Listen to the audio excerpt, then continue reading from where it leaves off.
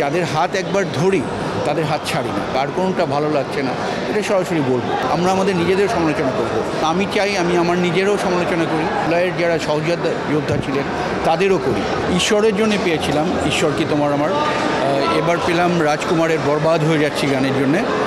ভালো লাগছে যে যেটা আশা করেছিলাম সেটা হয়েছে, মানুষ পছন্দ করেছে গানটা এবং সিজিএফবি অ্যাওয়ার্ড পেলাম বেস্ট সুরকার হিসেবে।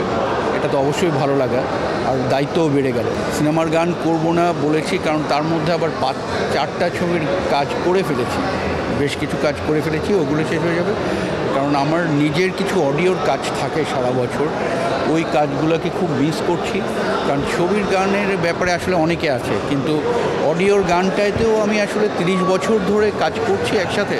তো ওই যেটা হলো যে সিনেমার গান শুরু করার পর থেকে ওই কাজগুলো আমার আমি করতে পারছি না, যেগুলোতে আমার নিজস্ব চিন্তাভাবনা থাকে, কিছু নিজের চলমান সময়ের গান থাকে, ওই গানগুলো আসলে করতে পারছিলাম না। এই জন্যেই সিনেমার গান থেকে কিছুদিনের একটা বিরতি চাচ্ছি আসলে।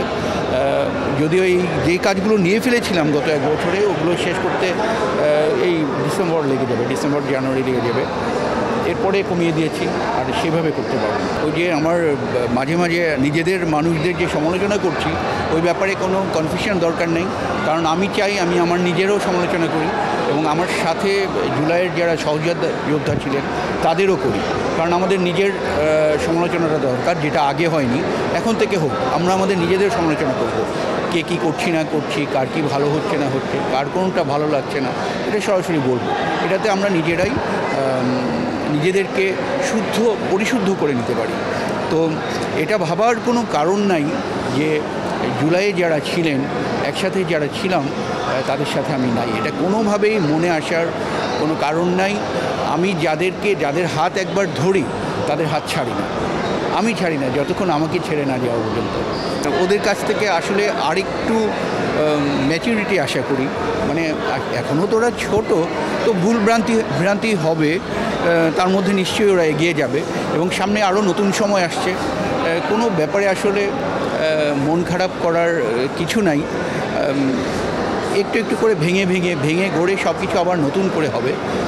তো আমার মনে হয় এটাকে অন্যভাবে নেওয়ার কোনো কারণ নেই।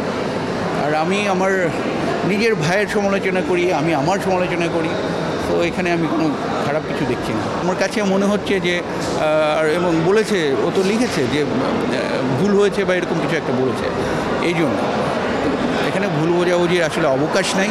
তবে যখন আমার মনে হবে কোনো অসঙ্গতি দেখছি, তখন তো আমি আমার মতো কথা বলবই। হ্যাঁ, এখানে কিছু ওটা ভবিষ্যতে দেখি কে সবার মধ্যে মান্য অভিমান হয়, এটা তো হবে এবং এরকম আরও অনেক দিন চলতে থাকবে। বিপ্লবের সময় এরকম অনেক কিছু হয়। তো আমি তো এই ব্যাপারে একটু পড়াশোনা করেছি, আমি জানি। এই জন্য আমি এখন কোনো ব্যাপারেই অস্থির হতে রাজি নই এবং আমি সবাইকে পরামর্শ দেবো, সবাই মাথা ঠান্ডা করে সামনে এগোতে, দেশকে নতুনভাবে এগিয়ে নিতে হবে। না হলে আসলে সবার জন্যে ভালো কিছু হবে না। তবে আমি আশা রাখি নিশ্চয়ই আগামীটা সুন্দর হবে। দেশে দেশে সবার সাথে দ্য নিউজ।